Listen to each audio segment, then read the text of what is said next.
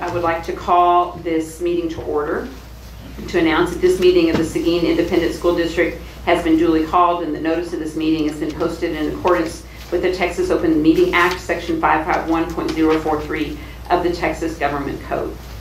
First thing this evening is we will be going into closed session. The board will adjourn into closed session pursuant to the following sections of the Texas Open Meeting Act. Pursuant to Texas Government Code Section 551.071, 551.074, 551.129. This is consultation with legal counsel, including possible telephone consultation with legal counsel as necessary to address legal concerns, implications, and answer any legal questions regarding posted agenda items. Also pursuant to Texas Government Code Section 551.074 to discuss personnel matters including appointment, employment, evaluation, reassignment, duties, discipline, or dismissal of an employee. So first up, we will have oral argument related to the recommendation of the independent hearing examiner in the hearing record in TEA docket number 039LH122018 and consideration of independent hearing examiner's recommendation in hearing record in TEA docket number 039LH122018. At this time, we will be closing the room to the public, and we will be hearing from both sides. So.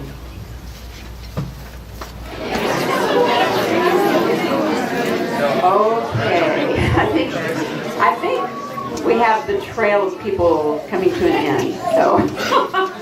So we do want to reconvene in open session at 6:33 p.m. And at this point, we will take appropriate action on items if necessary, as were discussed in closed session. First of all, possible action on professional personnel, including appointment, employment, evaluation, assignment, duties, discipline, or dismissal of a public employee. First off, we have possible action related to the recommendation of the independent hearing examiner in TEA docket number 039LH12-2018. Do I hear a motion? I move to adopt the hearing examiner's finding of fact and conclusions of law. I have a motion from Ms. Crittenden to adopt the hearing examiner's finding of fact and conclusions of law. Do I have a second? I hear a second. Thank you. Mr. Guetta, any discussion? Not, all in favor, raise your right hand. Opposed, same sign. Motion carries 7-0. Second one, possible action regarding employment of Chapter 21 term contract employee at issue in TEA docket number 039LH12-2018. Do I hear a motion? Madam President, I move to terminate the term contract of the employee at issue in the TEA docket number 039LH12-2018. Okay, I have a motion to terminate the term contract of the employee at issue in TEA docket number 039LH12-2018. Do I have a second? A second from Mr. Amador. Any discussion? Not, all in favor, raise your right hand. Opposed, same sign. Motion carries 7-0. All right. Moving on. We're going to start off with pledges to the flags, and I think I will lead the pledges today. Everybody, please stand.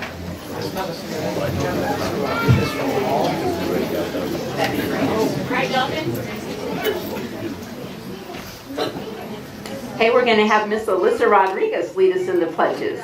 She's up here for those of you who can't see her. Pledge allegiance to the flag of the United States of America and to the republic for which it stands, one nation, under God, indivisible, with liberty and justice for all. On the Texas flag, I pledge allegiance to Texas, one state under God, one indivisible. Thank you. We'll now take a bit of time for a moment of silence.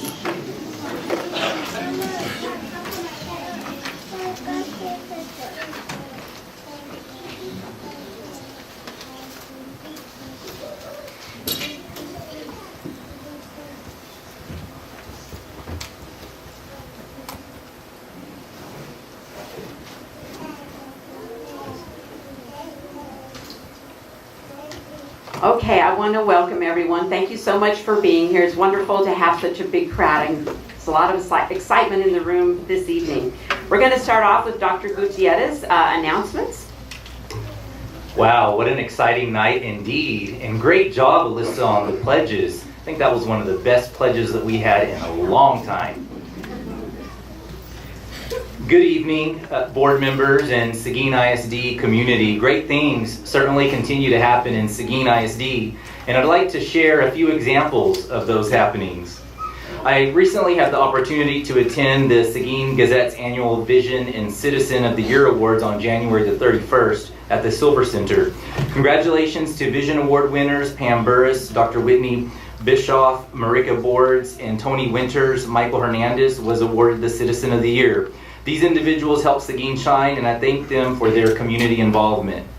Athletic Director and Head Coach Travis Bush invited board members and administrators to a Matador football strength and conditioning session on January the 25th. I think we were all impressed to be able to experience this firsthand, to see how hard our team is working in off-season to prepare for the fall.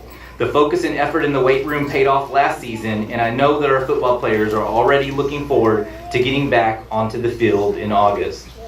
Commander Brian Robertson and the members of the Seguin High School Navy Junior OTC program extended an invitation to their annual military ball on February the 2nd. It is always a treat to attend this event and see the pride exhibited by our ROTC students. Seguin ISD has 5 Destination Imagination teams that have advanced from regional competition on February 9th to the state competition to be held March the 22nd to the 23rd in Corpus, and I'm looking forward to seeing them compete there. These teams include 2 from Seguin High School, 2 from Barnes Middle School, and 1 from Weinert Elementary. Best of luck at state to our DI students, families, and their sponsors. Seguin ISD continues to offer STEM Saturdays through a partnership with Texas State University. STEM Saturdays are offered at Barnes Middle School and are open free of charge to all Seguin ISD 4th through 8th grade students. We had 72 students attend this past Saturday and look forward to hosting this fun event, yet educational event, for our students in the coming weeks. On Saturday night, I attended the Seguin Education Foundation's 11th annual Denim and Diamonds Gala at the Seguin Coliseum.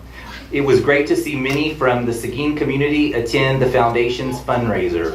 SEF is extremely supportive of Seguin ISD students and teachers, and I appreciate all that they do for our district. The district is currently scheduling community presentations for the May 4th bond election.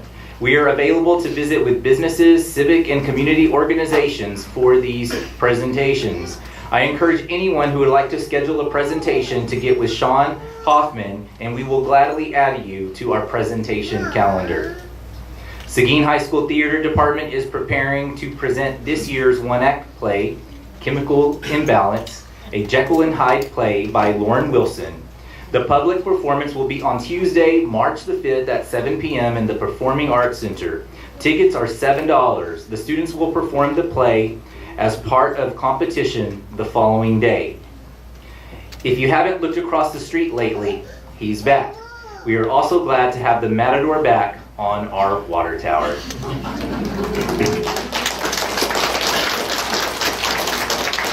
Thank you all for your continued support, and go Matadors. Tonight, it is also a special privilege to recognize an individual who makes a tremendous impact on Seguin ISD day in and day out. The purpose of the Superintendent's Award is to recognize those who cultivate, inspire, and empower. And this educator sets this example through her interaction with students at Seguin High School. She is a true Matador at heart, having graduated from Seguin High School. Prior to her current role, she taught English at Breezy Meister and Seguin High School. She is highly respected. She is a highly respected member of the high school's leadership team, and in addition to serving as Seguin High School's lead counselor for 6 years, she is instrumental in the success of the No Place for Hate initiative and the annual commencement exercises. She has a special place in her heart for helping at-risk students. She truly has a heart of gold. It is for these reasons that I am proud to recognize the recipient of this month's Superintendent Award, Seguin High School Lead Counselor, Melissa Haas.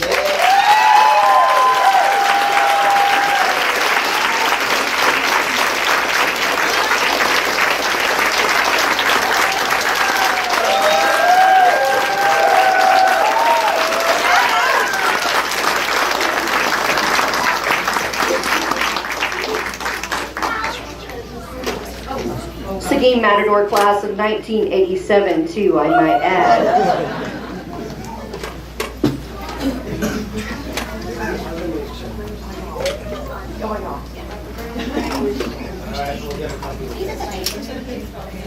Yes, I have my mom and my mother-in-law, and one of my boys, and two of my girls. If we could have the mom and husband and son, y'all come on up here. Let's get your picture taken with Melissa Haas.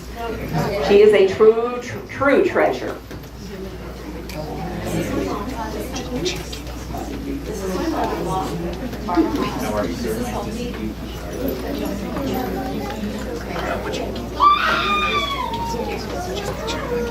You had a son and a baseball player?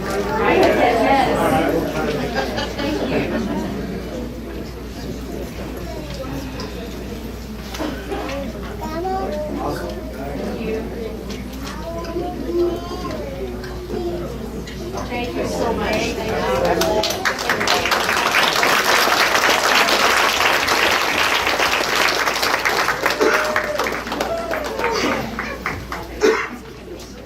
Congratulations.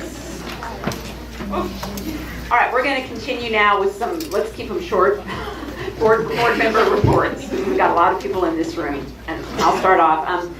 Late in January, I guess, the theater department had its musical over at the PAC, and I was lucky enough to work over there and watch the show, and it was quite amazing. Got some really talented singers and actors at Seguin High School. I attended the National Honor Society induction. I was lucky enough to go to another basketball game, a boys game. We did have 3 special meetings or a workshop. All of these were related to the bond. So this board has been very busy during the last month. We did have Denim and Diamonds, as Dr. Gutierrez mentioned. It was last Friday.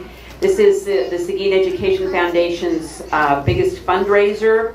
We don't have a total yet, but we're all interested to know because we're looking at grants for next year already. I attended the Vision Award ceremony for the Gazette, and it was really touching to hear about all the community members that do so much for the community and for our schools. And then last night, Mr. Jenkins and I went over to Palo Alto College to get an update on the San Antonio College, the early college program that's taking place throughout the city of San Antonio and the surrounding counties. Ms. Duncan? Late January, I attended the Senior Serve, also the Matador Strength and Conditioning Boot Camp. I'm fired up for next season already after attending that. Also participated in a data dialogue with Kinnicky Elementary and attended the Seguin High School production of Kiss Me Kate. At the very end of January, I completed the TASB online training of SB 1566, Governance for Improved Student Learning, and now have done all my required training in the first 120 days of taking office. And I have all of my hours for this year, so I'm very excited about that.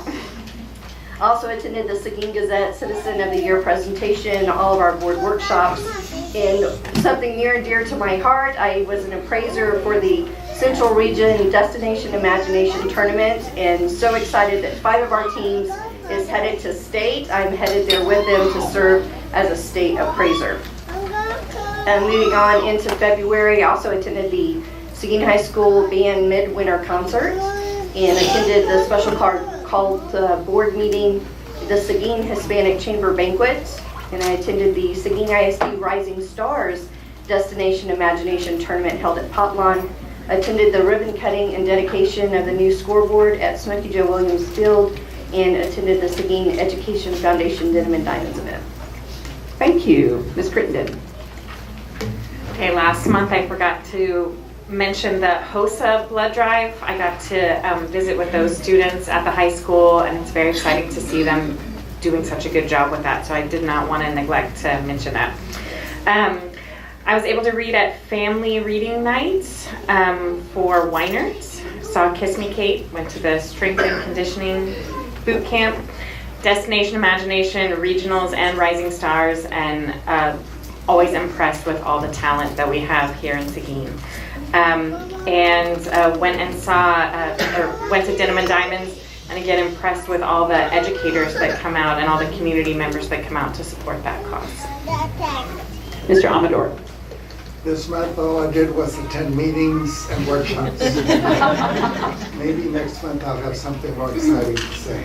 Okay, thank you. Mr. Jenkins.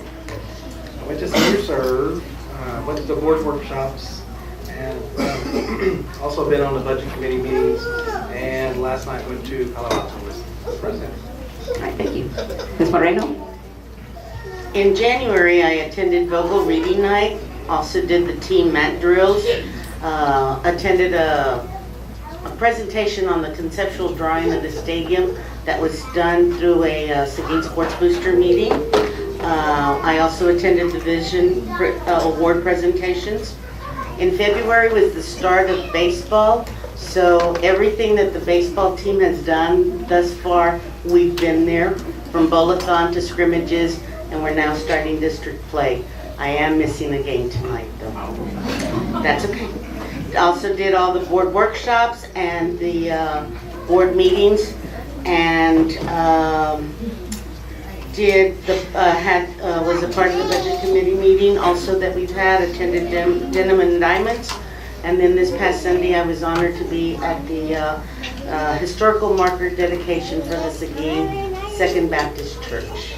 Beautiful. Thank you. Mr. Guerra. On January 24th, I completed the SB 1566 Governance for Improved Student Learning, and I also attended the Vision Awards banquet. February the 21st through the 23rd, I attended a Winter Governance seminar, and the seminar places an emphasis on the student voices. So most of the 3 days, it was really exciting because you could see a lot of the kids in high school, juniors and seniors actually doing the presentations, and it was all on hands-on breakout sessions. Some of the sessions included, of course, my favorite one was increasing mental wellness and student potential. Congratulations to Cheney Stevenson, senior. He did a great job doing the presentation during that breakout session. And Tori Bert Nagel was there also. Other topics included school board governance and other breakout sessions, understanding data to impact student outcomes, innovative community-based instructions for special needs students, legal update. So with this seminar, I've also already completed all the necessary requirements for this year. Congratulations. I know it's quite an accomplishment. So I just want y'all to realize your board members are very hard at work. We have lots and lots of meetings that we attend, and we try to get to as many events at campuses that we can as well. We're going to move on now on our agenda to our campus recognition presentation, and Mr. Amador, I believe, is going to introduce the students. It is my pleasure to introduce tonight's featured campus, Ball Early Childhood Center. Ms. Laura Flack serves as principal at Ball, and she is proud to have pre-kindergarten students from 3 classes on hand to collaborate for a special performance.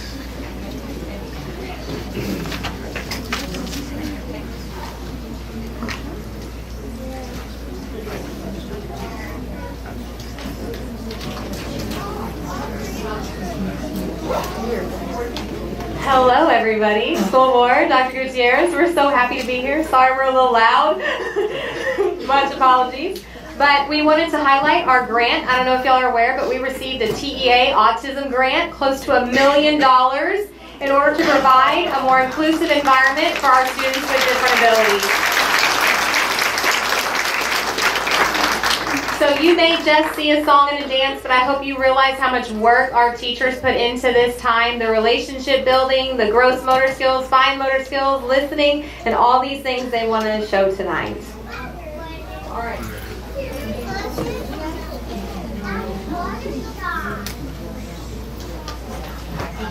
Ready, dogs in? Just like we did at our hug over, okay? We have enough room? Turn around, McKinley, look at me, okay?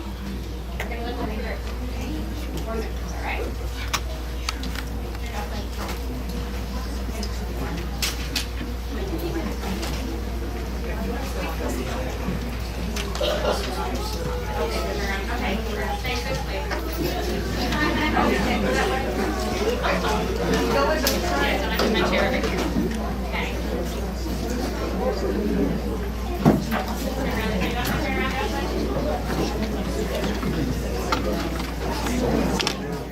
can make through it.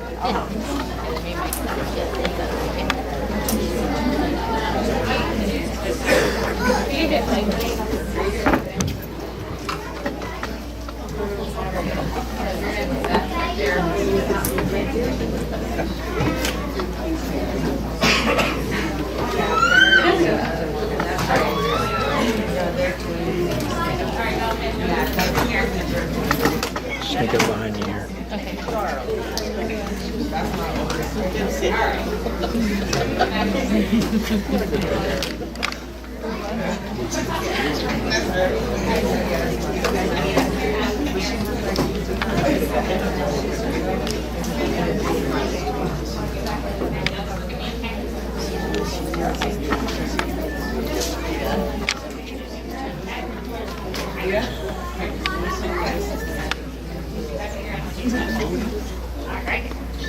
Alright, you ready?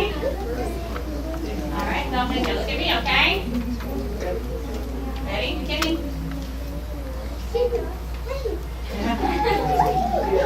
Ready?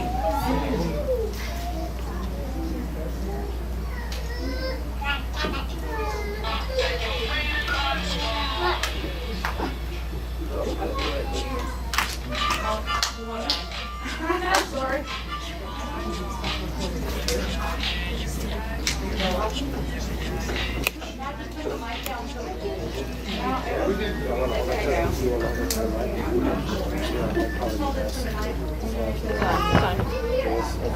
Cowboy hat, I've got my cowboy. They're so ready to go. Children's songs, sing and move along. Children's songs, take your friend and run strong.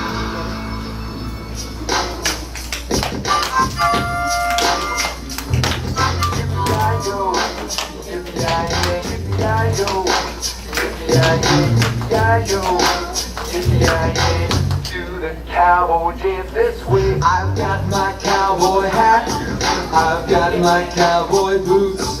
I love to sing and move and do the cowboy dance with you.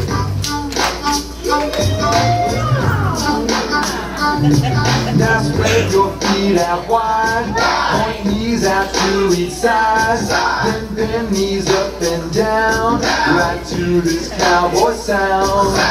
Raise one arm up high, your lasso in the sky. Ride your horse, take a chance, let's all do the cowboy dance. Yippee-yi-yo, yippee-yi-yay, yippee-yi-yo, yippee-yi-yay, yippee-yi-yo, yippee-yi-yay, do the cowboy dance this way.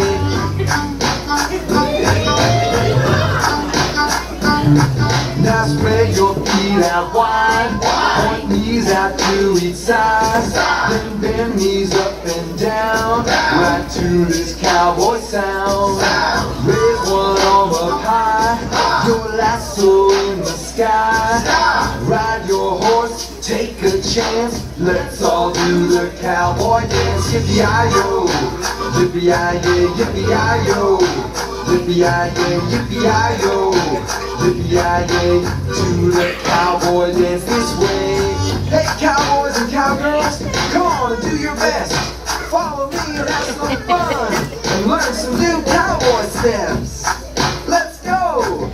Right foot out, toe up, clap and stomp. Left foot out, toe up, clap and stomp. Now left foot out, quarter turn left, right foot stomp. Now right foot out, quarter turn right, left foot stomp. Now do it again, ride your horse, do the cowboy dance once more. Yippee-yi-yo, yippee-yi-yay, yippee-yi-yo, yippee-yi-yay, yippee-yi-yo, Yippee-yi-yay, to the cowboy dance this way. Yippee-yi-yo, yippee-yi-yay, yippee-yi-yo, yippee-yi-yay, yippee-yi-yo, yippee-yi-yay, to the cowboy dance this way.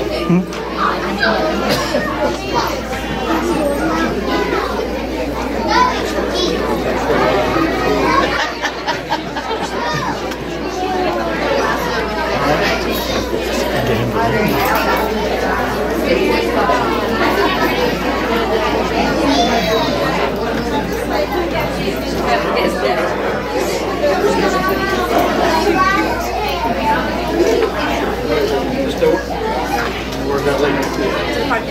Okay. Good seeing you. Take care. Good seeing you. Thank you so much, Ball Elementary. Y'all did a fabulous job. Full of energy. We'll give them a couple of minutes to clear out. Go to Ball for fun. I need to ride the tricycle.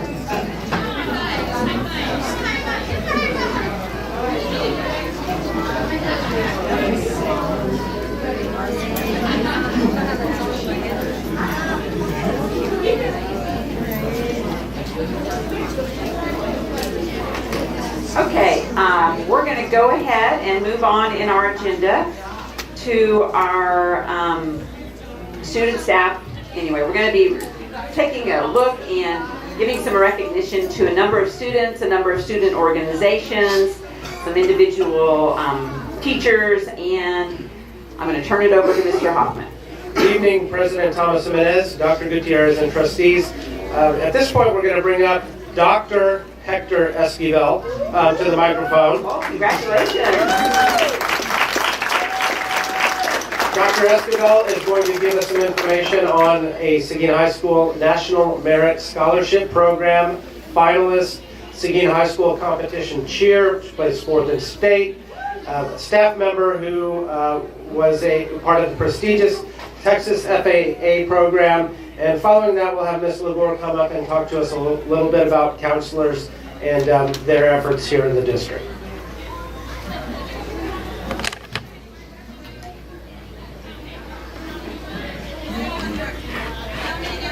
Madam President, Board of Trustees, Dr. Gutierrez, Seguin community members, this evening I have the pleasure of bringing forth one of our finest students in order to be recognized for his outstanding academic achievement at the national scale. I am proud to announce that Seguin High School senior Ben Gustafson has been named a 2019 National Merit Finalist.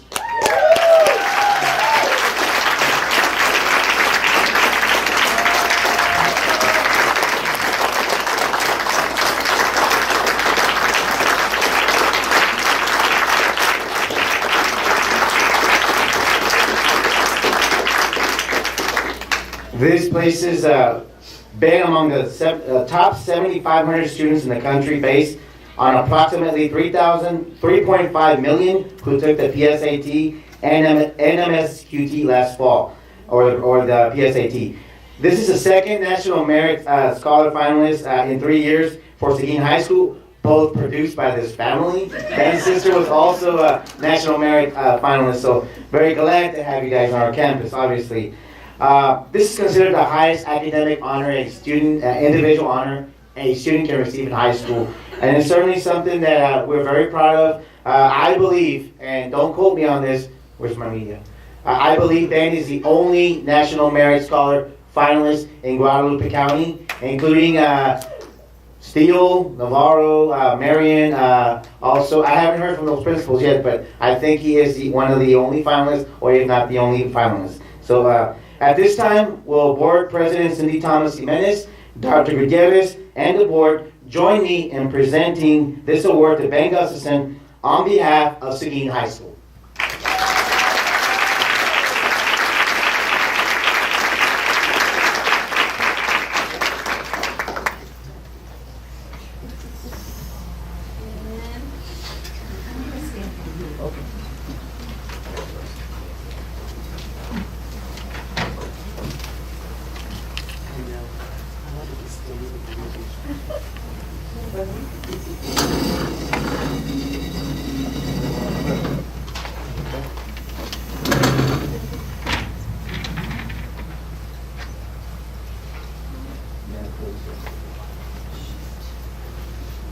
We all move a little, yeah, tighter will work. Gotta ask James about removing that column again.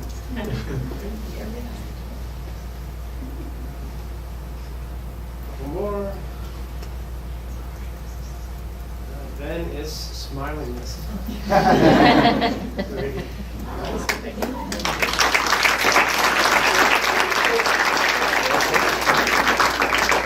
I think we should also recognize the parents. We have Dr. Mark Gustafson. And Wendy, come back, we're going to take a picture. Wendy Gustafson is teaching with us now over at Kinnicky this year. This is Mom. So I think we need to get a picture with them as well.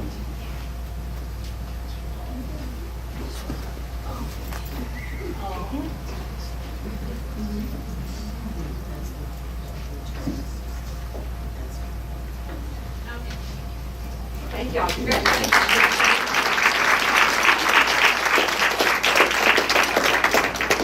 There is one more thing for Ben. I know he's on his way out, but as many of you guys know, we have the Academic Hall of Fame at Seguin High School. So Ben will be inducted into that as well for being a National Merit Scholar. So let's give him a hand for that as well. Thank you.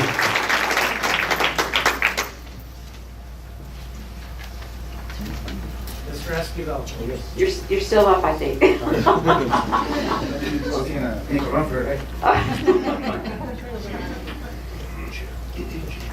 Okay, again, continuing celebration for Seguin High School. We have some very loud young ladies who are here this evening, and they represent Seguin High School all over the state of Texas, not only in games, but in competitions, and they are some of the hardest working young ladies I've ever met, not only on the court or in competition, but also in the classroom. So at this time, I'd like to bring up Suzanne Zink, who is our cheerleading sponsor, to talk a little bit about them. Thank you for having us tonight. This is my assistant, Taylor Winters. I wouldn't be here without her tonight. And these lovely ladies behind us, they worked so hard this season. We are extremely proud of them. They got 4th in the state. We are so fortunate to have each and every one of these girls. They're lovely. I'm going to introduce them really quick. Nakaya Anderson. This way. Nakaya Anderson, Aubrey Gonzalez, Camden Holt, Keegan Holt, Kinsey Clue, Megan Mahaffey, Courtney Owens, Mata Perez, Carrie Sanchez, Morgan Schulte, Haley Thornton, Paige Wilkie, Erica Bennett, Caden Carter, Audrey Davila, Lauren Colby, Eleanor Pashou, Camille Serrano, Emma Lopez, Selma Lorraine, Shelby Casante, Lauren Perez, Vanessa Miguel, Alyssa Torres, and our wonderful manager, Jordan Nall. Yes, thank you so much for honoring us tonight. We greatly appreciate it. Thank you so much.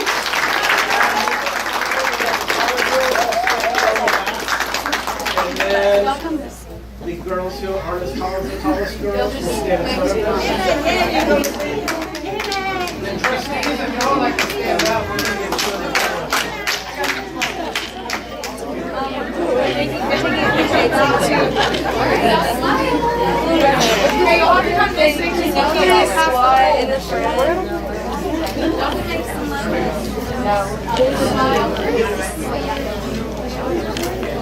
Ready? Raise them.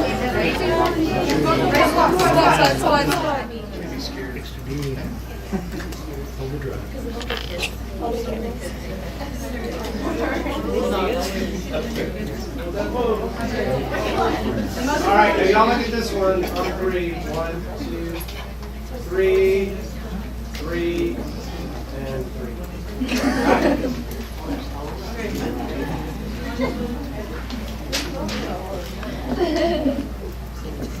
Thank you very much for having us.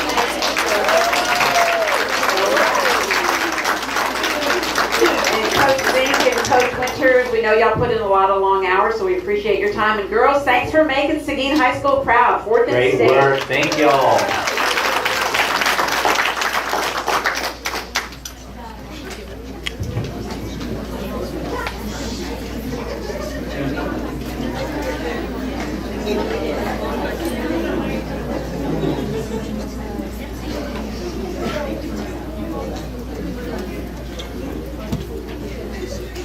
The next person I would like to bring up here is one of our teachers that's in our ed department. Does a phenomenal job with the kids.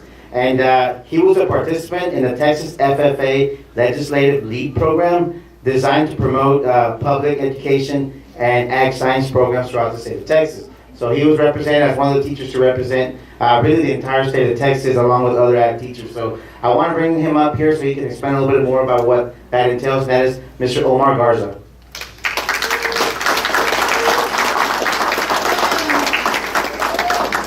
I can't recognize him because usually he has a cowboy hat and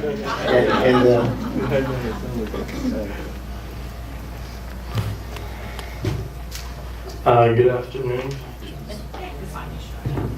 Good afternoon. Yes, I had the opportunity to go to the state capitol and represent Seguin ISD.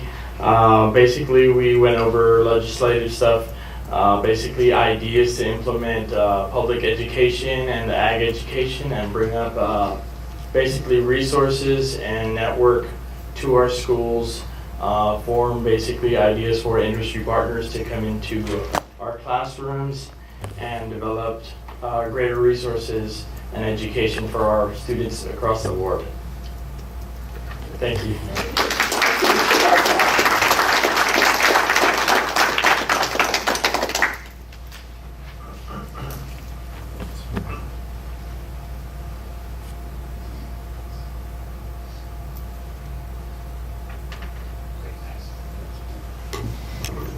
Mr. Garza, thank you for representing Seguin ISD. Thank you.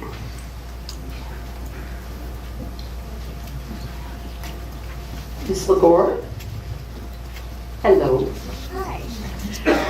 Well, there are many reasons every day to recognize and celebrate our school counselors, but February, which I think is appropriate because it's all about Valentine's Day, hearts and love, it is also the month for school counselors. We started the school month this month with National Counselors Week, and that was celebrated on the campuses, and then we had a district council meeting. And I want to take the opportunity to really bring all the counselors up here with the school board to also thank them for what they do every day, what they do for our students, as well as the people that are on campus that aren't students, the teachers and the administrators, and they're really part of those leadership teams. But they are definitely the people within the school district who bring the heart into each one of our campuses. So they are well represented this evening, so we'd like to bring them up and celebrate our counselors. Come on.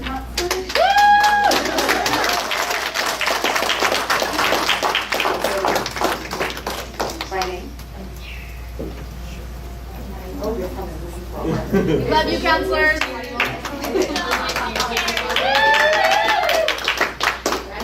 Michelle Signs. Oh, She was tall. here's your We're gonna get one that Just kidding. We'll just start. this way. There we go. Lisa Kate Jefferson. Ross Terry. Kennedy.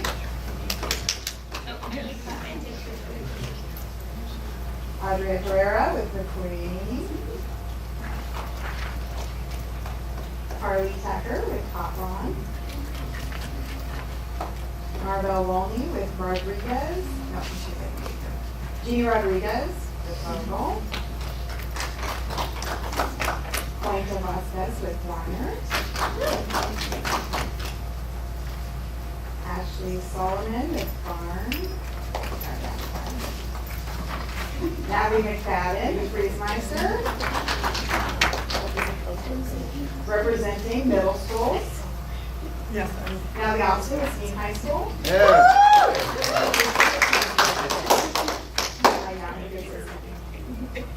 Honey Donspot.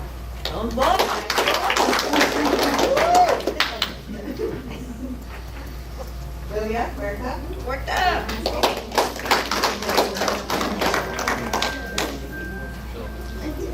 Abigail Montes.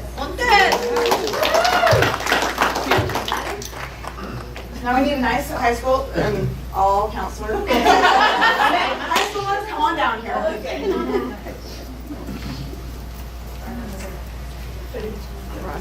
You're in the middle. Hello, you may meet people in front. We're not as well coordinated as cheerleaders.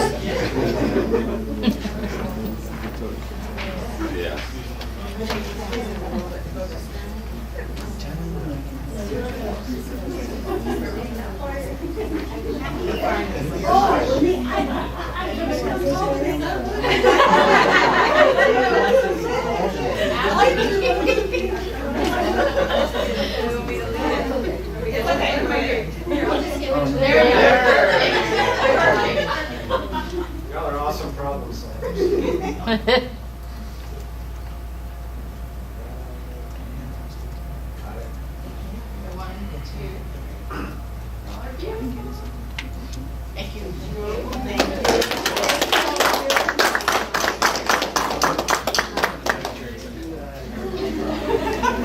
Thanks for all you do. Thank you, ladies and gentlemen, because I know sometimes it's a thankless job to be a counselor at a campus, but we do recognize all that you do, and we truly do appreciate it. Okay, I think at this point we're, he already moved himself. Okay, I was thinking we had to take a break, but somehow all this magically disappeared. I didn't get a clipboard. Is there anything? Is there anybody? Yeah, Nancy's going to go check and see if we have anybody who wanted to have audience with the board, because we do designate a time for audience participation at the beginning of each meeting to hear persons who desire to make comments in accordance with board policy BED local. So those wishing to speak shall sign up before the meeting begins, stating the concern or noting the agenda item they wish to address. Audience participation is limited to 5 minutes. An audience of more than 5 persons shall appoint a representative, and the board shall not deliberate any subject that is not on the posted agenda. Did we have anyone sign up this evening? We did not. All right. Moving on then to our reports and information item, and we're going to start off with an update of the Seguin ISD strategic plan, and Mr. Cantu is going to give us this update.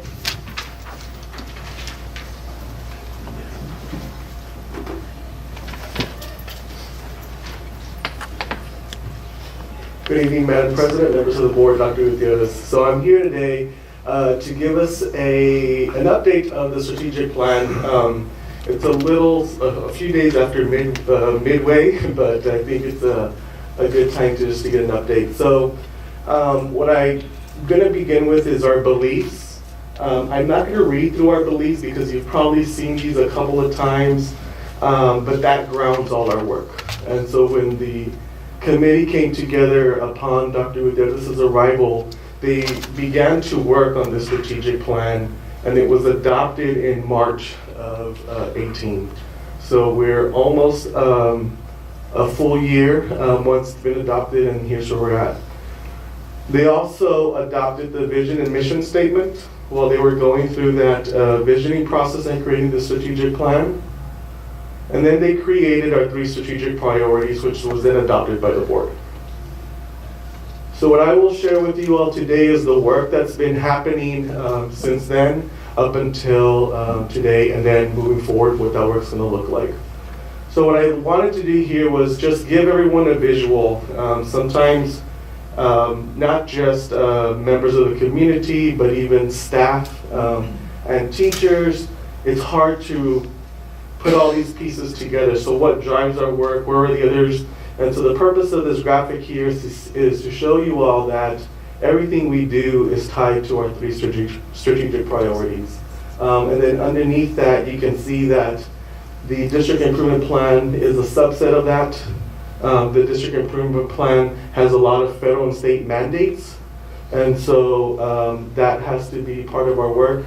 And then underneath that, on the district side, we have a targeted improvement plan that's required by TEA because we are staged in PBMAS in several of our areas. So we are working that as well.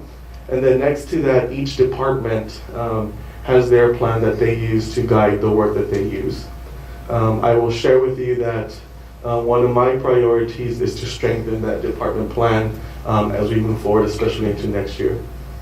And then you have the campus side of the work. The campus improvement plan mirrors the strategic improvement plan and the district improvement plan.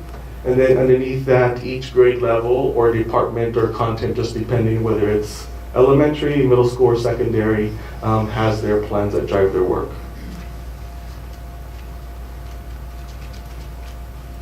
So we'll begin with priority number one. So strategic priority number one, and I've organized this chronologically. So we're going to start with the spring and the summer of 2018. In other words, once this was adopted, what happened during that time frame. So strategic priority number one is to improve student learning through improved instructional practices. What you will see on the left-hand side of the slide here are three commitments. So there's a priority, some commitments, and then some action steps or charges. So here's the three commitments that drive what we do. And on the right side, you'll notice some highlights. And so this presentation is definitely not inclusive of everything. However, in your board packet, you received another document that lists many more activities. So what we wanted to do with these slides is just highlight the big work. You'll notice that the first thing we put on here to improve student learning and instructional practices are PLCs at every campus. So some campuses are already having their professional learning communities. That's the group of teachers who come together with their administrative team to plan, to learn, and to take care of their school business. However, at the end of that planning session, or once this was adopted, it became mandatory that every single campus included in their master schedule for the beginning of this school year. We also had some campus reps, teachers, principals attend some solution tree training. It's top-notch training across the state and the United States, and so some of our staff members were able to attend that. We also had, we launched district PLC support at that time, and then monthly, this continues to happen. It began last year and it's going to continue to move forward. We meet with our academic deans from our secondary schools and the instructional coaches at the elementary schools at least once a month. The goal is twice a month. It just depends on what's happening that month or holidays or whatnot. And then finally, there was a big push, especially over the summer as we prepared for this school year, to engage in what we call purposeful planning. So really looking at the student expectations so that the teachers understand what is it that the state requires us to teach and how are we going to deliver that instruction so our students can perform. Same idea, so same format. The only thing that changes here is now we're looking at our next strategic priority. So this priority is about engaging students, industry and community partners to enrich the experiences of our students, our staff, and so that we become an integral part of the community, because we know that our schools are a reflection of our community and vice versa. And so the main charge here, or the main commitment here, is that we create multiple opportunities for students, teachers, and staff to engage in dialogue and activities. And so some of the highlights that happened again in the spring of last year and the summer, getting ready for the school year, is that's when Dr. Gutierrez had, or continued his meet and greets. He came in really strong with his 90-day plan and continued to meet industry partners, community partners, to build that relationship, to really forge those partnerships. So that work began in the spring and the summer of last year. And then we began to refine our CTE programs. That is when Mr. Gonzalez really looked at what does CTE at the high school need to look like, how do we need to refine that, as well as TEA is beginning to introduce some new language, and so that's going to be rolled out soon. But that work began again, like I said, spring and summer of last year. Strategic priority number 3. This is how we create the conditions for Seguin ISD to recruit, retain, and engage the best employees. And so on the left-hand side again, you'll see that we want to recruit and retain highly qualified, diverse, and passionate employees who are about cultivating and empowering all students. So we want the best for our students. So that's who we want to hire and retain. So over the summer, with the work of the different departments, especially the work that Ms. Whitman does, is really think about how do we increase innovative programming at our schools to attract people to want to be part of our school systems. So this includes adding AVID at the elementary level. This includes a dual language program that was launched at Kennedy, and then we're continuing to grow. And then this also includes being very present at recruitment fairs, making sure that we have a voice where we need to have a voice, and recruiting the best. But it also includes looking internally within the community, and so partnering with TLU so that we can recruit for our STEM programs. So now we're shifting to the fall of this school year. And so again, same thing, we're going to follow the strategic priorities. So again, strategic priority number 1. Some of the highlights from the fall is that we had weekly campus support by district level directors and coordinators. So our directors and our coordinators are out at the campuses really engaging with teachers and administrators to make sure that all their instruction is solid and that we have the best plans for our students. At the cabinet level, this also includes the either weekly, bi-weekly, or monthly check-ins that either myself or in combination with our assistant superintendent, Mr. Schmidt, and then either our elementary or secondary director meet with our administrative teams just to make sure that we're staying on top of the plans, right? So all this is tied to the campus plans. All the campuses are following the same 3 goals. So it's really tight, so we can move the work quickly, smoothly, and very efficiently. We also launched the rigor and relevance framework. Dr. Gutierrez had some experience with this at the previous districts. He brought in this great work, working with ICOLE, again, actually this is an international consulting company, to really look at increasing the level of rigor in the classrooms. And so that's been a big launch at secondary, and that'll be a push for elementary next school year. And then finally, that last bullet on there is writing across the curriculum. So this is about making sure that we're not only teaching writing in 4th grade because it's tested, or in 7th grade, but from K to 12th grade, we begin to develop a continuum of what it looks like for pre-K, what does it look like for 2nd grade, what does it look like for 3rd, so that we are creating writers at every single grade level. Strategic priority number 2, again, about how we engage with community. There was a safety summit that was put on at the beginning of this school year that Ms. LaGorde did a good job in bringing together all the community partners. We know that our best schools have to be safe, and all our schools should be safe, and that should be non-negotiable, and so that's what that push is there. It's also about Dr. Gutierrez having his state of the district in several places, and taking a team of students with him on this roadshow to really talk about, how we're celebrating the work that we're doing. And then finally, well, I shouldn't say finally because there's much more, but finally on this slide is our Matador Special Services host different family nights. And so I know they do something for Halloween in which they provide a safe environment for some of our neediest students to have a safe space for them to have that trick-or-treat feel, right? But in the safe space, they also have an agency fair where they bring community partners so that parents have access to community members. And that's something that we're going to continue to push and grow, especially in the spring and into next year. And then strategic priority number 3.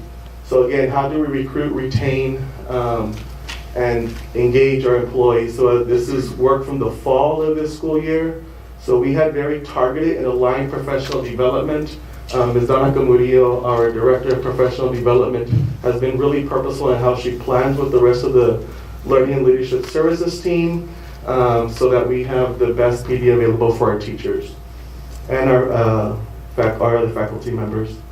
Our faculty and staff recognition, we continue to find ways to recognize our faculty and staff, whether it's through Sean's office, and we're highlighting Teachers of the Month, or whether it's with our Matador Award that Dr. Gutierrez introduced this fall. But this is about, again, recognizing and celebrating the work because we know that we're really pushing, but we also want people to know that we love them, we support them, we're behind them, and we want what's best for them. And then the last couple of bullets there, again, how we continue to strengthen our TLU partnership. Ms. Whitman and Dr. Valenta have done a great job in partnering with them so that we can recruit some bilingual teachers, some of our Spanish majors who maybe weren't thinking about teaching. This year, I believe we've been able to pick up 2 people so far, and so we continue to try to move that work forward. And then finally, you all did the hard work. You all decided that we had to be competitive in our salaries. And so I believe with the bump that we gave in pay at the beginning of the school year, we're at the top of the list, or not somewhere at the top of the list, I forget the numbers. But we're definitely competitive, not only in Guadalupe County, but with some of the surrounding districts. So now we talk about the spring, right? So what is the work that we've begun to do in the spring, and how are we going to continue to move this work forward? So again, tied to our first priority, which is around instruction, we have developed through our coordinators, our ELA coordinators, this Literacy and Leaders initiative, in which we're really pushing all of Seguin ISD to be readers. As you all know, we also get about every 10 years, depending on the different subject level, a new textbook or a text adoption. The ELA text adoption is happening this school year for kinder through 8th grade.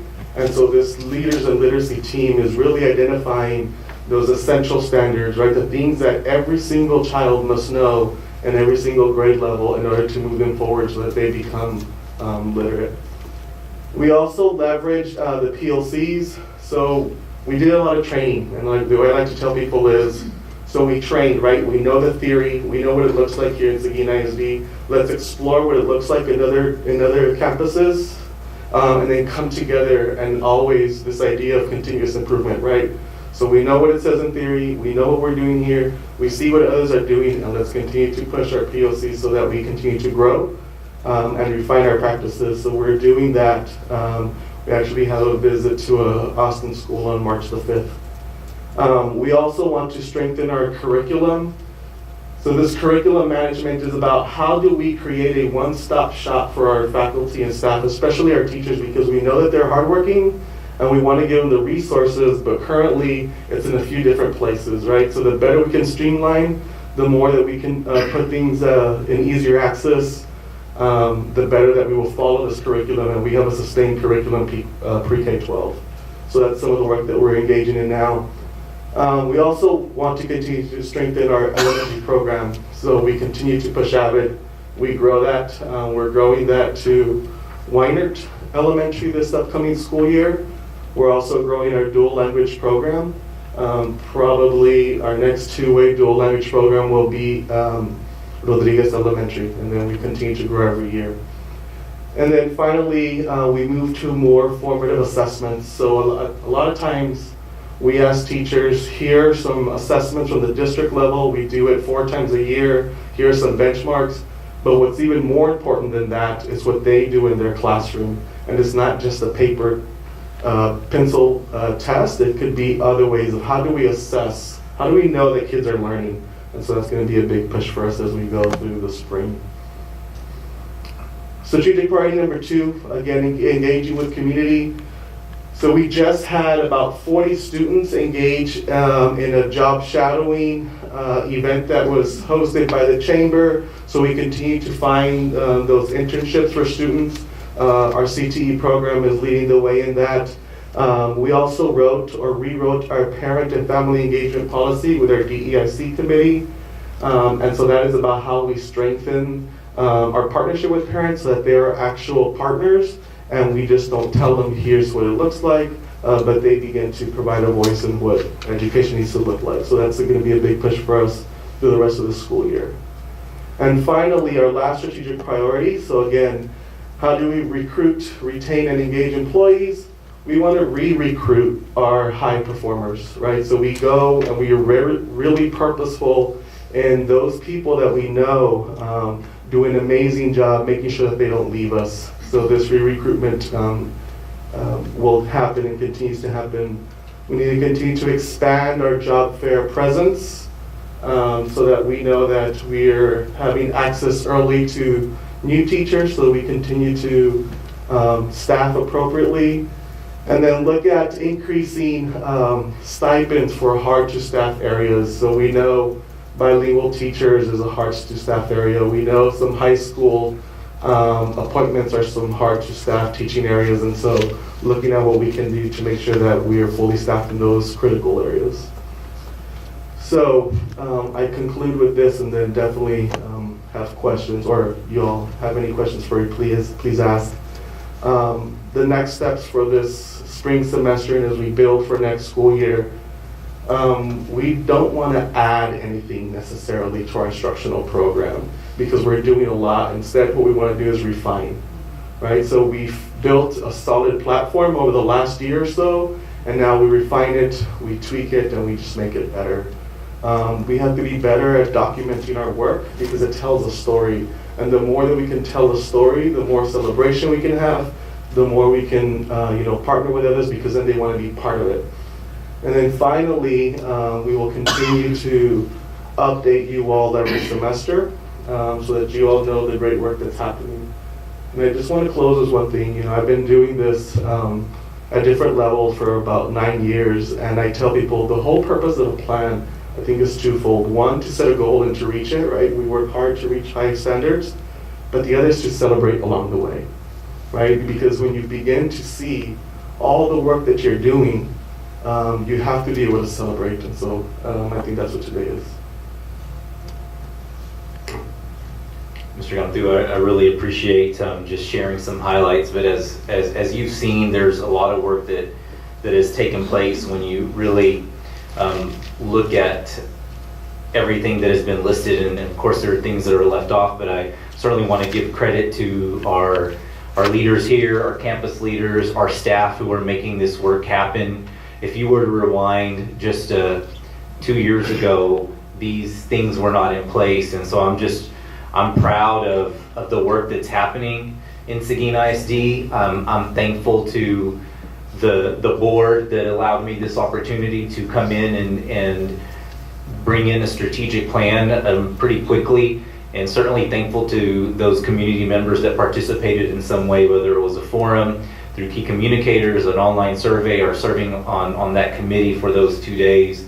I mean, all of that has just, I think, come together beautifully for Seguin ISD, and I think it's evident when you walk in our classrooms that this work is coming to life, and I'm just so proud of everything that's happening in such a fast way. And this is just a tiny snapshot, and some people may say, well, you're not including this and you're not including that, but one thing that we felt strongly when we were having discussions with that group during those 2 days is you can't have 20 or 30 areas of focus in a school district, and that's why I really felt strongly and was thankful that others felt the same way about really just focusing on three areas. And so we have the 3 strategic priorities, and yes, there are some things that are not here, but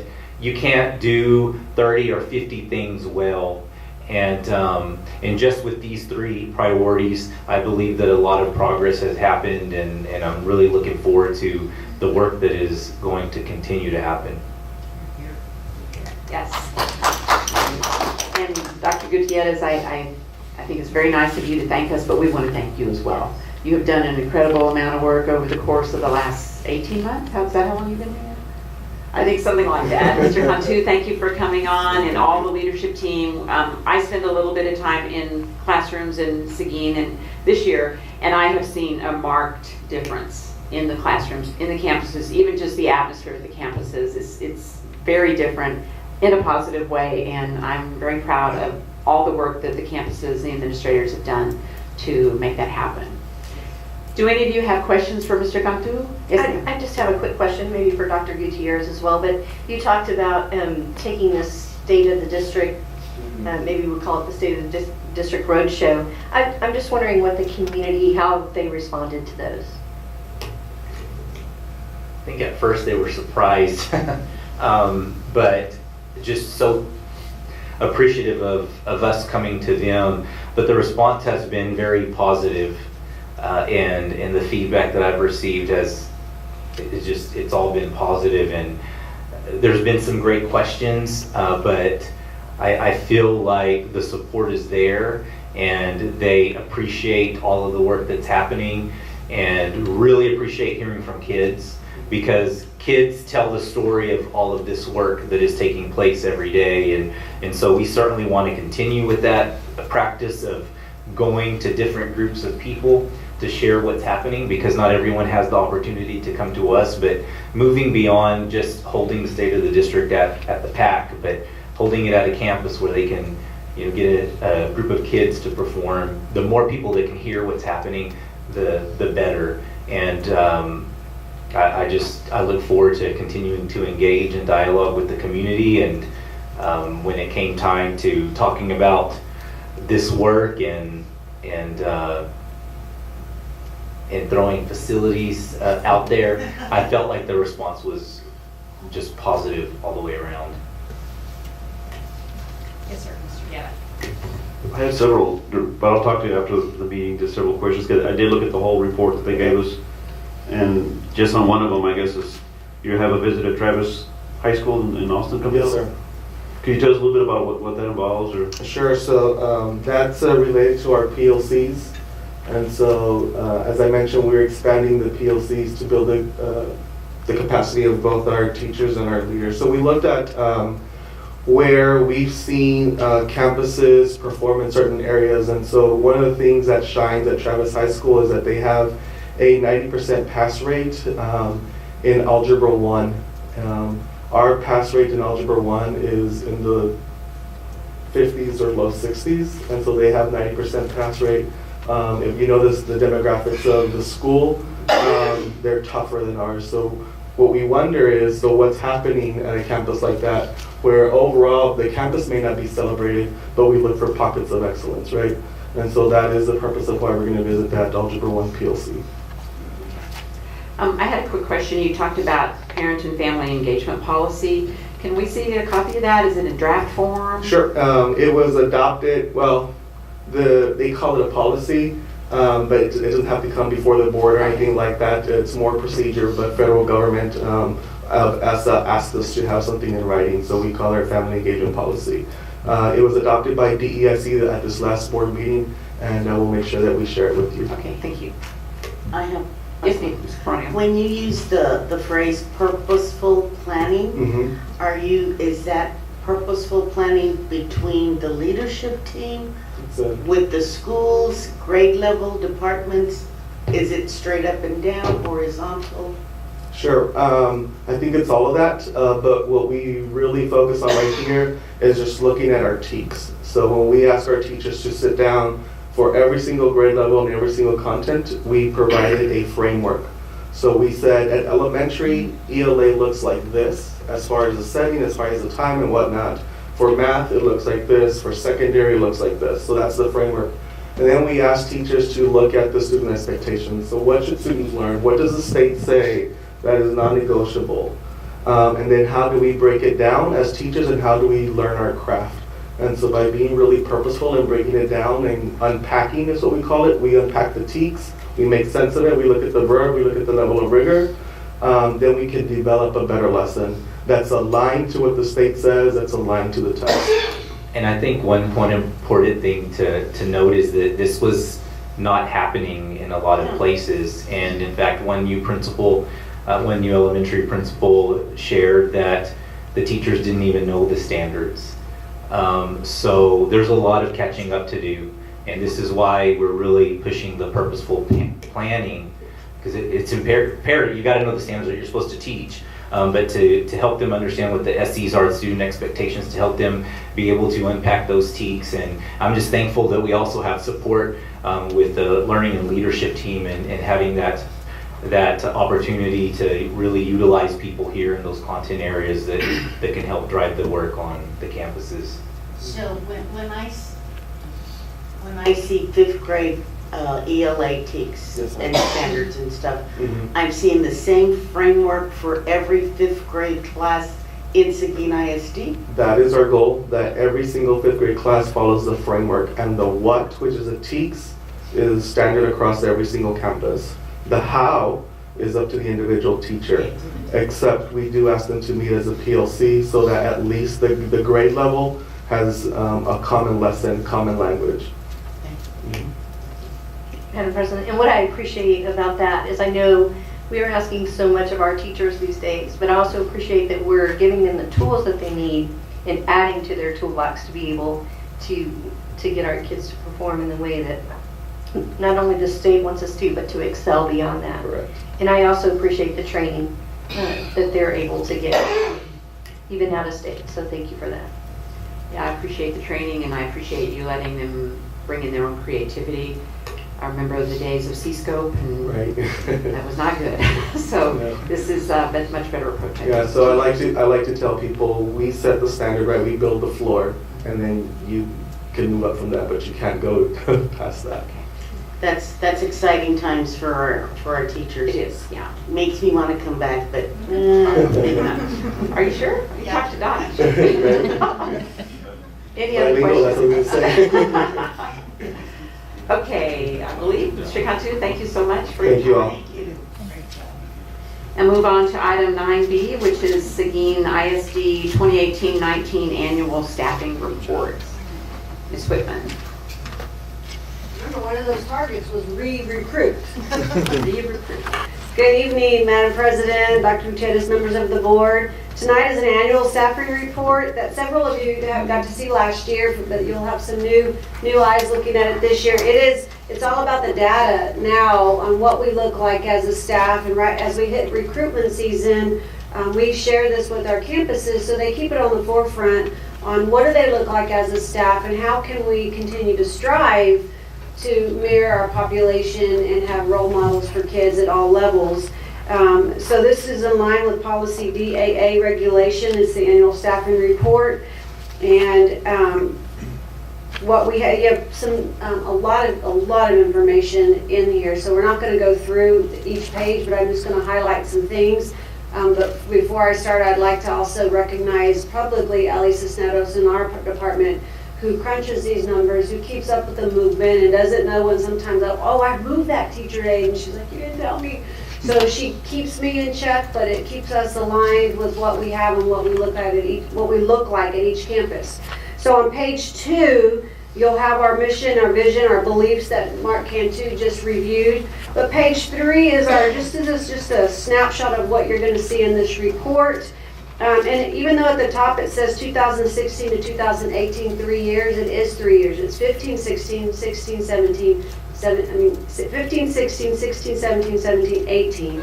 So we've gone through the December of each school year. So it is a 3-year comparison with the staffing changes over those years. It's broken down into what do we look like at a district level, what do we look like at the department level, and what do we look like at the campus level, and then we'll have a summary at the end. On page 4, it kind of gives you the summary of what you're going to see. So when we look at our comparison on how, and part of this is recruiting minority hires, and that's what Mr. Cantu referenced when we look at part of our recruitment efforts and job fairs. So have we changed? Have we improved? Have we stayed the same? And it changes at different years with different campuses. But in that summary sheet for our professional level, 2 of our campuses this year from last year showed an increase of hiring of African Americans. 9 campuses had no change, so that tells us something right there. And 3 campuses showed a small decrease. But for Hispanics, we had 8 campuses that showed an increase with professional hires. 1 campus had no change, and 5 showed a small decrease. From last year, there was 3 campuses showed an increase of hiring of African Americans, and 8 campuses showed an increase of hiring Hispanics. So we're still keeping that as a target with our professional staff. So you'll see that same pattern for paraprofessionals. And then we talk about what is our action plan and how do we sustain what we're doing. We keep the training emphasis with our principals and our department supervisors. We do have policy DAA local, And then although it looks like an affirmative action type policy, it's a hiring practice where we make sure, one, we're an equal opportunity employer, but two, we're still looking at the best candidate. We don't sacrifice the best candidate, but we will retrain our principals right now, probably before we hit recruiting season. They get their packet of what do they look like now and what do they want to try to get to. So we'll go through that piece. They have a hiring packet that they have to follow. They have to submit a rationale on why they selected a certain candidate. So there's very systematic things in place for our principals to follow to make sure that we are following that practice. In our recruitment efforts, we continue to expand in those targeted areas. We are sharing this great, it's a lot of fun to go and recruit. You smile and talk for hours, and I love music, but when I get in the car, I turn off the radio and I want silence because my lips hurt, my jaws hurt, because you just have to work your table and you have to get out there and sell your district. So it's a lot of work, but it's fun work, and it's fun to see some excitement with new potential hires. And remember back when you were looking for jobs. Mark Kintu is going to the Valley this year for us. We have Tally Neal traveling to Houston to go to Prairie View. We have several folks going with me to Texas State. That's our biggie. UTSA, we've added San Antonio, Texas A&M. So we keep the big ones, UTSA, with a lot of principals and some of the special education staff and our bilingual staff to go with us as well. We also we're going to apply for the Texas Grow Your Own grant for the second time. We were not selected last year, and they're really targeting those rural communities that don't have some opportunities to bring folks in. So they're trying to train from the ground up, but we'd like to do that same thing too. We have many paraprofessionals that want to become teachers that just need some assistance, financial assistance, our guidance, and support. So we're gonna try it again and see how we do. If you look at page 5, this is what we look like as a district. Professional, we have 4% Black, 30% Hispanic, 65% white, and so on as far as male-female breakdown. The second box is paraprofessional, the third box is auxiliary, and the fourth box is everybody put into one category. So it gives us a breakdown of what we look like as a district, and we break down that by, again, the professional, paraprofessional, and auxiliary. I'm just going to show you, highlight 2 campuses, and then we'll go to the end. So if you go to page 15, each principal will receive this snapshot. So this is what Ball Early Childhood looks like. They have one principal, and where do they fall? What do their classroom teachers look like? And then what Ms. Flack can do is she can look at the very bottom and she can say, how did we change? How have we improved? Have we increased any hires over the last 3 school years? So it gives them a snapshot of what their campus looks like for every category. And this includes even our food service and custodial staff. Same thing on page 27. But I was going to highlight this one. This is Weiner Elementary, and you can still see the same box up top. So this is what Ms. Hernandez will get, and she'll see what her snapshot looks like. But if you look at the bottom 2 boxes, 17 to 18, she's increased her minority hires tremendously in the Hispanic field, and so she's gone from 28% to 40%. And that just shows that we're expanding our diversity at that particular campus. So that's how this will help drive Ms. Hernandez and her recruitment. But again, focusing on that, we will not sacrifice the best of the best. This is just to help us guide to keep in mind what our community looks like and what we need to provide for students as far as role models. The last sheet, and again, so every campus is in here for your review. At any point when you read this, at your leisure, if you have questions, I'll be happy to answer that via email or phone call. But the last piece is one of my favorite sheets is the sheet 29, and it's the bottom box, because that just gives you a quick down and dirty, who improved, who didn't, by what percentage. So if you just happen to look at, we just looked at Weiner, so you can look at the very bottom on page 29, the last row, Weiner, in 2016, what they look like in 2017, what they look like in 2018. So in the last 3 years, to the far right, they've decreased their African American hires and increased their Hispanic hires. So that's an area that Ms. Hernandez can start looking at. So that just gives them a quick gauge of what a campus looks like. But that first summary sheet I read off, this is the actual numbers that you can see on how the hiring patterns have changed.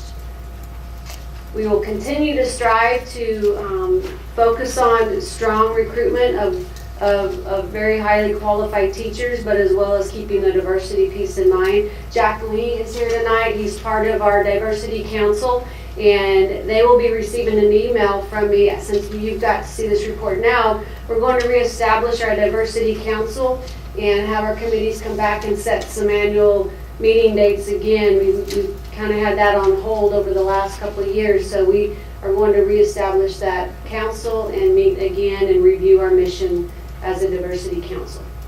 Are there any questions? I just wanted to, I believe it's time. I think we've operated kind of in the same way with the Diversity Council, and we really want to make sure that it's a productive time. If we're going to take the time to meet with individuals, we want to make sure that we're productive and we're really collaborating to be able to continue to work to make improvements in this area. So DOT will be in communication to look at some recommendations for this committee. There are honestly, and just to be transparent, there are individuals on that committee that are really working against the work that we're trying to do, and taking the data that we share and going out into the community and just really manipulating the data that's shared, attempting to point out the work that we're not doing. And you can't be productive if we have people on that committee that are working against the school district. So we really want to make sure that we reevaluate the work that this committee will do, but also make sure that we have people on there. First and foremost, you have to be a supporter of the school district to serve on this committee, and you have to be able to work hand in hand with the teachers that are on there, other community members, myself, and DOT, and not use the data in a negative way. So that's another reason why we will be making a change to this team of people. Thank you, and I think we all agree with you on that. Are there any other comments, Dr. Guerra? So do we know what Weiner was doing to see that big change? And is there something we can learn from the process? Or? Well, there was a large turnover at that campus, so we did have quite a few vacancies. But I think Ms. Hernandez just really took her time on having a good pool of candidates. She had good staff members who sit in on those committees, and so we spent a lot of time together, but she really went through the application process and really tried to come up with the diverse pool. And I think if you can make sure your pool is diverse, because you'll get hundreds and hundreds for an elementary position. But that's where we can go through, we can look behind the scenes. One, you have to make sure you meet, every applicant has to meet the basic requirement, but from there you can start seeing a lot of it, some of it's word of mouth, some of it's networking with other principals. Hey, so-and-so's moving to your community. Look at them, but then also really just screening the applications. Any other questions? Thank you. Good luck with your recruitment. All right, moving on to item 10, which are our consent agenda items. At this point, we consider and possibly approve as applicable policy BE local that states that the consent agenda shall include items of a routine and/or recurring nature grouped together under one action item. All such items shall be acted upon by one vote without separate discussion unless a board member requests that an item be withdrawn for individual consideration. The remaining items shall be adopted under a single motion and vote as applicable. So in the consent agenda items, we have the approval of board minutes in the board workshop for January 15th, 2019, the public hearing, which was January 22nd, 2019, and regular meeting on January 22nd, 2019. The approval of tax collection reports for January 2019, the approval of proposed budget amendments and financial statements for January 2019, and the approval of donations received through January 2019. Would any of the trustees like to see one of these items pulled for discussion? If not, I'd like to entertain a motion for approval. Okay, Mr. Amador has given us a motion to approve the consent agenda items. Do I hear a second? Ms. Crittenden? Any further discussion at all? Nothing? Okay, all in favor, raise your right hand. Okay, opposed, same sign. Motion carries 7-0. Moving on to our action items, we have the school calendar is up for vote. Mr. Lee, thank you for being so patient and waiting all night. And so I believe Mr. Hoffman's going to talk to us briefly. Dr. Gutierrez, Mr. Lee, anything y'all want to kick in, please. We're eager to see this calendar. Good evening again, trustees. Dr. Gutierrez. Before we get too much into the calendar, I'd just like to give a brief description on the process. We do have new board members, and I think it's important that you know how this calendar is generated and put together annually. As Ms. Thomas Jimenez mentioned, the young man in the dark suit sitting behind me is serving on the chair of the Superintendent's Teacher Communication Council once again this year. He's been doing it for a number of years, and he oversees this committee as a chair that serves as a sounding board or serves as liaisons from each campus to the superintendent. The committee meets monthly, and traditionally the committee around December, January timeframe begins to formulate a calendar. And basically what we did this year is we polled each member from each campus during our December meeting and used the current 2018-2019 school calendar as a template, asked them to take that calendar back to their campuses and their colleagues, find out what they like about it, find out areas of improvement, and bring that back during our January meetings. So when they did that, we were, I think, all pleasantly surprised to find that the vast majority seemed to like our current 2018-2019 school calendar. So based on that, we did take a couple items. We tweaked a few dates, had some discussions. Of course, Mr. Lee will answer any questions you may have as well. But what you have before you in this calendar presented in tonight's agenda packet is very similar to our current calendar. Going through it very quickly, August 12th, our teachers will come back. That's a little bit different from August of 2018. That was a comp day where teachers could do some different online training off-site and have that work done and then not have to come in until the Tuesday. But they wanted to have the opportunity to do some training, online compliance training between August 12th and August 21st. So all teachers will come back on the 12th. Again, our first day of school is going to be on a Thursday. That's August 22nd. We are going to make sure that we schedule events like Meet the Teacher Night, either on the 19th or 20th, as opposed to the 21st, the day before the first day of school. Going into September, we have the Labor Day holiday on the 2nd. October, you'll see that this past October we had essentially a day off for students on the Thursday before Fair Day. And that day also served as a professional development day for secondary staff and a teacher conference day for our elementary school staff. Our teachers made the recommendation that they'd like to see that day essentially moved to Monday the 14th, Columbus Day. The reason for that was twofold. The county fair committee has several opportunities for schools on October the 9th and 10th to come in and do educational field trips at the fair, especially for our elementary students.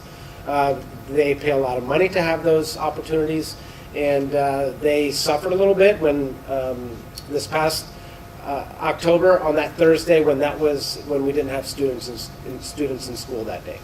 So they had made that recommendation. Our teachers considered it.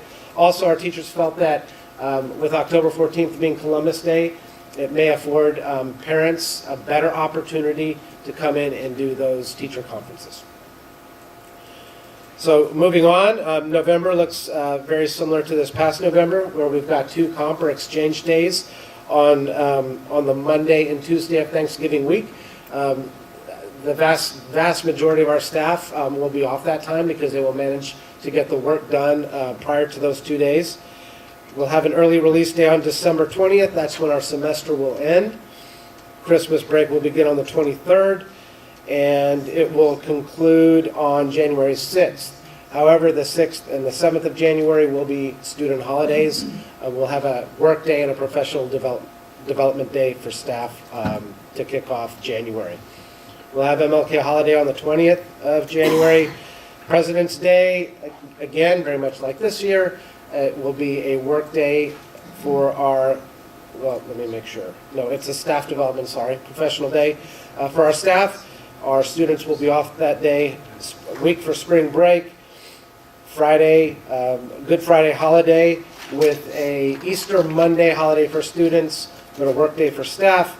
And then going into May, woohoo, we're out before the end of May. And that is one thing that our teachers felt very important about, was being able to conclude the year without going into June.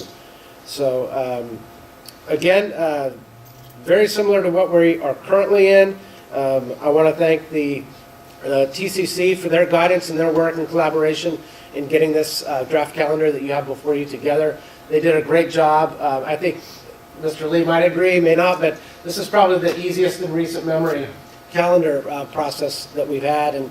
And really stepping back to the beginning, Dr. Gutierrez did explain to the TCC representatives that the calendar was going to be based upon what's best for students, not what's best for adults. And I think you'll see that the calendar before you exemplifies that. And we will entertain any questions. Any questions?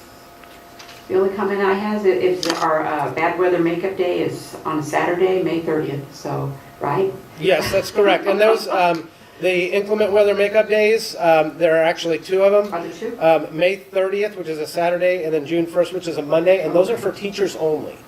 They're not Really? for students. Okay. Because, and I'll explain that a little bit, our representatives in Austin, in their infinite wisdom, have said that teachers have to work 187 days minimum. So we're on a set number of days for our teaching staff, whereas our students are no longer on days, they're on minutes. So it's been fun to create calendars the past few years, getting it to where our students meet the minimum number of minutes and where our teaching staff meet the minimum number of days in their contract. So this calendar does reflect that. We do have enough minutes built in throughout the school year so that unless we have an exorbitant number of bad weather days, we will be able to absorb those days through minutes above and beyond the minimum that are in this calendar. So more than likely, we're not going to have, if we're out for a day or two, we won't have to make that time up for our students. Okay. Hopefully we won't have like the weather we had last year where we had hurricane weather, ice and snow all in just the first semester. Right. Welcome to Seguin. You never know. So the first semester will be over before the Christmas holidays, correct? Yes, that's I want correct. to make sure. All right. Any further questions? Do we usually have registration on this calendar? We don't normally put it. I just didn't see the date for it.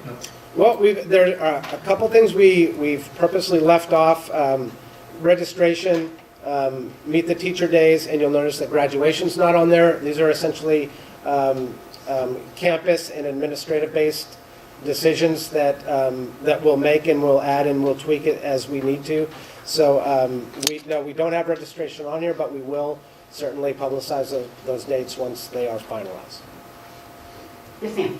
Move to approve the school calendar for 2019-2020 school year. All right, I have a motion to approve from Ms. Duncan and a second. Ms. Moreno beat you to it. Any further discussion? Not all in favor, raise your right hand. Approved, same sign. Motion carries 7-0. Thank you, Mr. Lee, and your TCC. Is that the correct acronym? Please give our appreciation to all the teachers who served on that. And you can go now. Sorry to keep you so long. All right, and then last on our action items is our personnel action for professional employees. Again, Ms. Whitman. Did I miss one? Oh, I did. I skipped one. I'm sorry. Sorry, Kirsten, you're up. I'm sorry. So we have the resolution regarding the Office of the Governor's Truancy Prevention Grant. This is an annual thing, is that correct? Yes, and so this is the grant. Last year, we had a resolution, and we were actually able to get the grant. And so we have 2 employees that are case managers currently working, one at the high school and then one who goes between the 2 middle schools. And they are doing amazing things every day, helping get students to school, working with them, working with their families, and all of that is good. We'd like to keep them for the 3 years this grant allows us to, if we can continue to submit what we need to the state, make sure we're in compliance, and one of those things is this resolution. So on an annual basis, we have to go through the process. On Thursday, our application is due to get them for next year, which I think would be very much in the benefit of the school district. So we need you all to sign the resolution so that we can do that. Any questions? Any questions? So we have 2 caseworkers, they're doing a great job. They are. They've changed the numbers for us. Well, and, they are a contributing factor to, that ADA percentage that we are seeing gains with. But as with anything, this is not something that just 1 or 2 people can do. This is the efforts that the schools are making, the efforts that then these extra people are doing. I think all of that really is culminating in something that is working. And so with something like this, it's, you can't just stop it. And after 1 year, it isn't enough time to really tell us where we're at. So this is something that needs sustained growth so that really by the end of the 3rd year, we're actually hoping that with that growth and bringing in ADA, and that means dollars, that we could actually sustain people that keep this going for the school district. So that is ultimately the goal. All right. Any questions? Do you see an improvement? Oh, yes, we actually have, and so much so that even Tony is an advocate.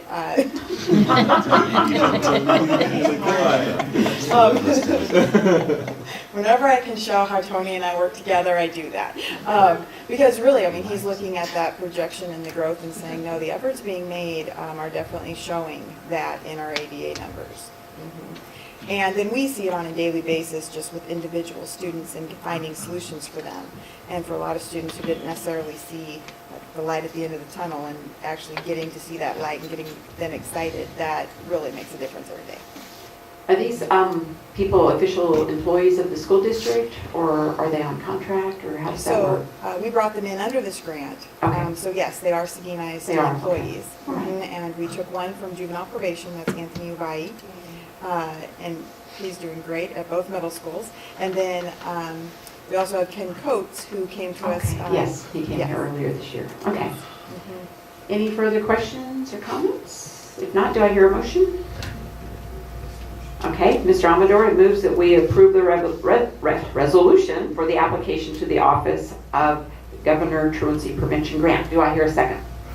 A second from Mr. Jenkins. Any further discussion? If not, all in favor, raise your right hand. Opposed, same sign. Okay, we have 7-0. Thank you. Thank you. Sorry, I skipped you.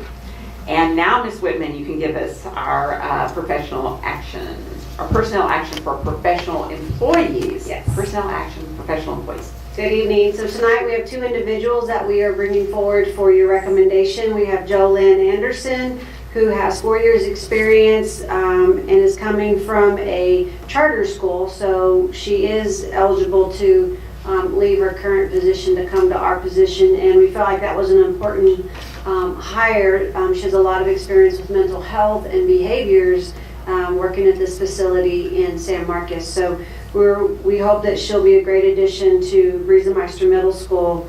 Like I've told you before, we struggle with the behavior special education teachers. So hopefully this will be a positive move for that campus. And also David Hall, who'll be replacing Elisa Carter as math coordinator K-12, and he's coming from Hayes Consolidated ISD. He has 24 years of teaching at all grade levels with the emphasis in algebra. Mr. Cam too.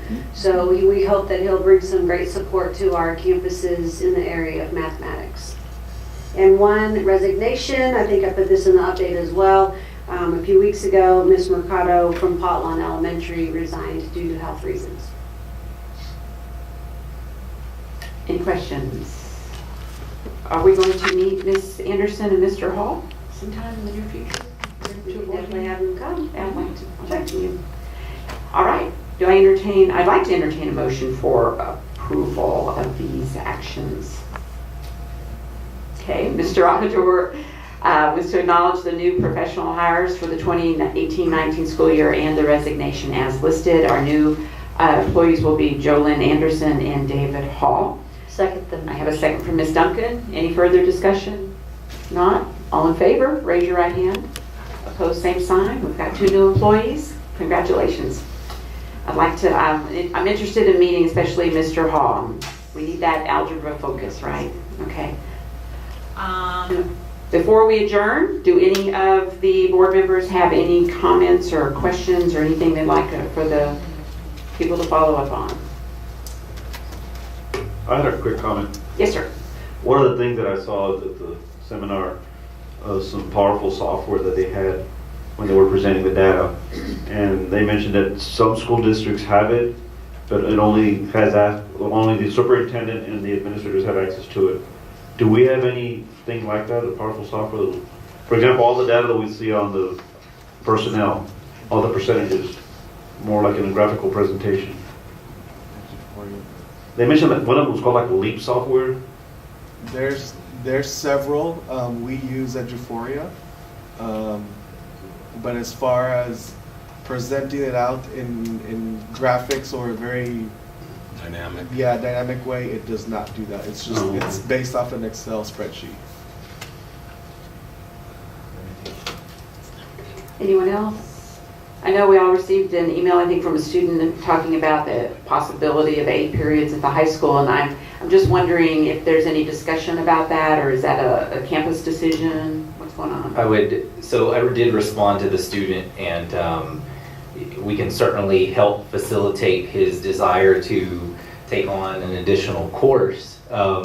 So either through 0 hour or through a virtual course, so he should be getting connected to a counselor. As far as moving to an 8 period day, the high school has already worked on their schedule for next year. They've undergone several schedule changes. I think had a new one every year for 4 years, and so we certainly, there are pros and cons to 7 period and an 8 period day, but we certainly don't want to put the teachers there through another change next year. However, we are still strongly considering an 8 period day. But the 0 hour is early in the morning, is that correct? It is before the first period. Are they correct? core content classes offered at 0 hour? There are core content classes. A lot of the focus has been on the foreign language, just because so many people, that's a requirement, trying to get that distinguished level or the distinguished plan. However, if you wanted to play sports, participate in fine arts, that gets it's hard to fit it in. We also have a couple of other different options for students that may have come in from outside of Seguin or come in with something and need something else, but we hesitate to open up like full-on credit acceleration where kids can just pretty much pick whatever they want, just because it's nice to be able to have a human being teaching the course. We feel like whenever we can, we still do some remedial work through Apex, but we still want a teacher there to be able to coach. So we want to be able to encourage advanced academics, and we want to be able to encourage students to take risks. So I think when Dr. Gutierrez was talking about other options that do exist, there are a handful. There are a handful, but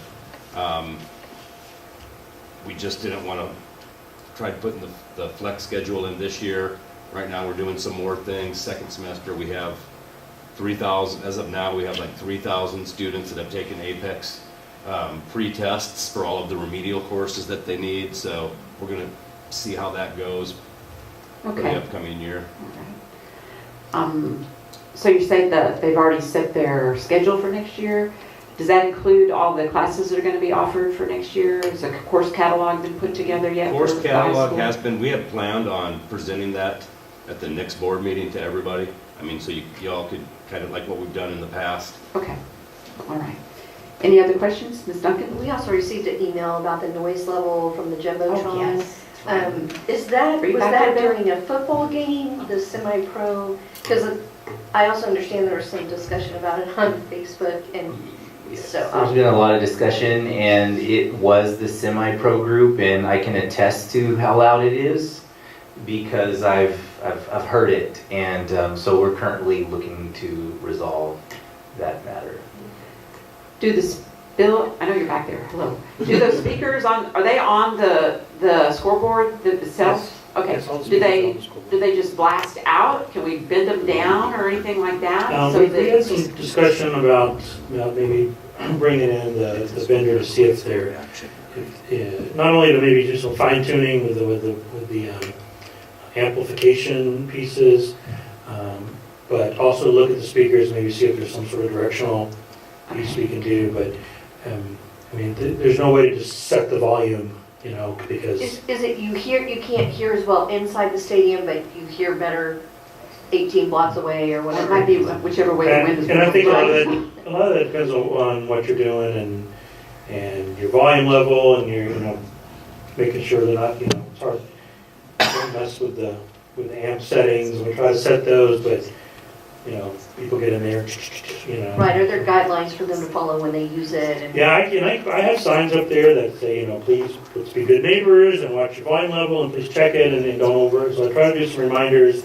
The folks that work on the video board, which is really separate from the piece, we have guidelines on what those should be set at, and then they try to watch that. I know Saturday the person working the board went in there and turned it down because she thought the music was too loud. When I was there earlier in the day, I was there prior to the game starting.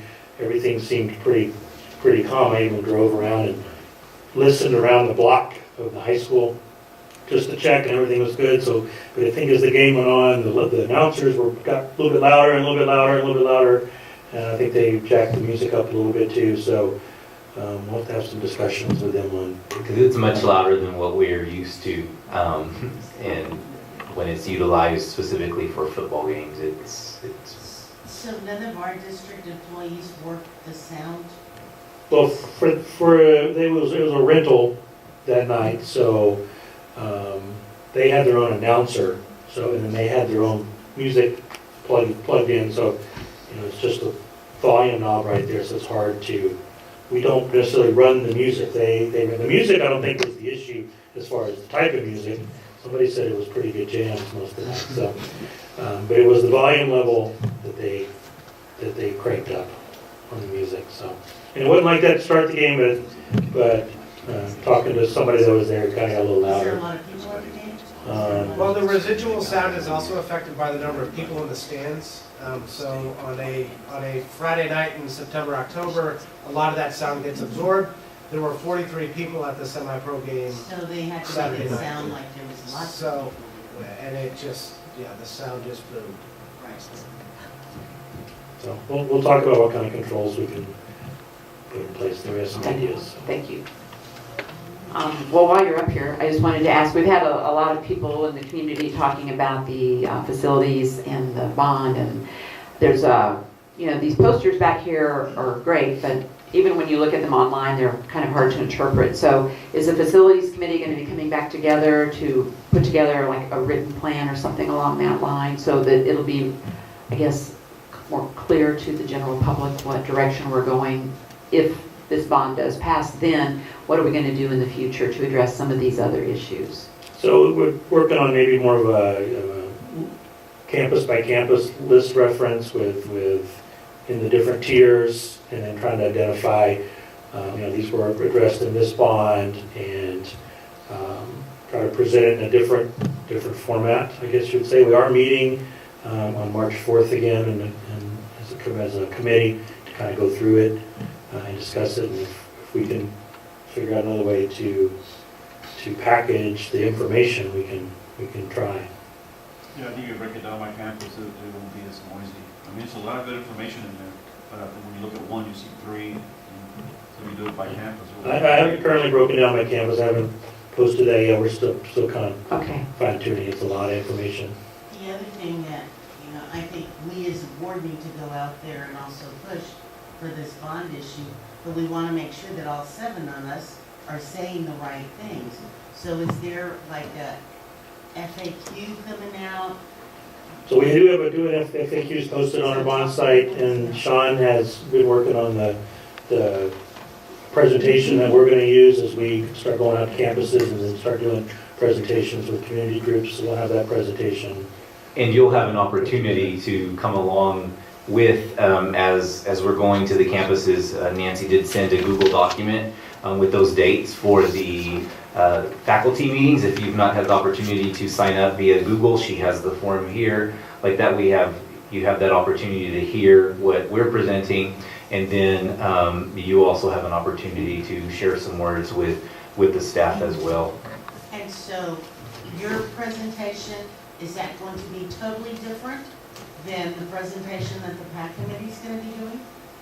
Yes, because the PAC can mark it. I can't. Of course, yeah. I'm. Your factual information. Yes, we can share facts, and now everybody else besides the superintendent in the district can advocate on their own time, but I can't. So what I'll be sharing is, and because we're on campuses, is just going to be factual information. And what is it you would like us to say? Do you have something specific, or is it just, we appreciate your support, or just an opportunity if you wanted to speak? I think you'll be able to speak just informally as a trustee and share your perspective on this, because your perspective is going to be very different from mine. And I think you all, just based on our discussions that we've had through workshops, I think you all feel the same way about this bond package, and so you'll be able to share that insight with our staff in a different way, especially with the history that y'all have here in this community that I will not be able to speak to. I had a quick question on the Yes, PAC. sir. Do we have any input on what the information is going to be? I know we saw some of it, but the information that they're going to be putting out. No, I mean, we can share with them information that we've shared on our, but we don't work, we can't work alongside and with, but as a citizen, yes, you can. But as far as the district providing information, we can share everything that's there, everything that's on our website, but that's the extent of it. Okay. Any further questions or comments? If not, I'd like to entertain a motion to adjourn. Mr. Amador, I knew he would. Do I hear a second? Mr. Jenkins, all right. I think we're all in favor of adjourning. It is 8:29. Thank you.